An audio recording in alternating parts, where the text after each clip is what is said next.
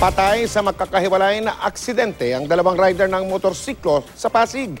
Ang isa sa kanila natusok ng bakal mula sa likuran ng truck. Nakatutok si Ian Cruz. Makikita sa videong ito, nakuha ng Ugong Special Rescue Unit ang rider matapos masagasaan ng isang trailer truck. Sa ulo na puruhan ng biktimang si Josel Katamco, kaya agad siyang nasawi.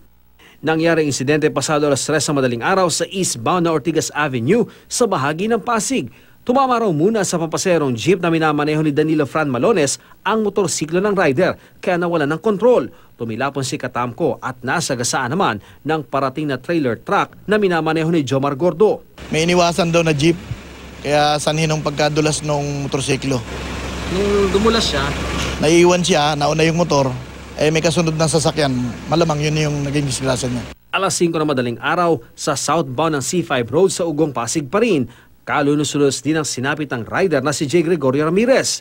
Tumusok sa kanyang leegang bakal sa likuran ng nabanggang elf truck. Naiwang nakatusok pa nga sa likod ng truck ang suot na helmet ng biktima. May naka-standby na sasakyan, hinuhuli daw yung for any violation sa traffic siguro.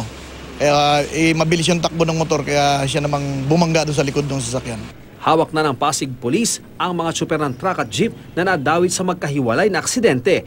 Ipagharap sila ng reklamong reckless imprudence resulting in homicide sa Pasig Prosecutor's Office. Ian Cruz, Nakatutok, 24 Oras.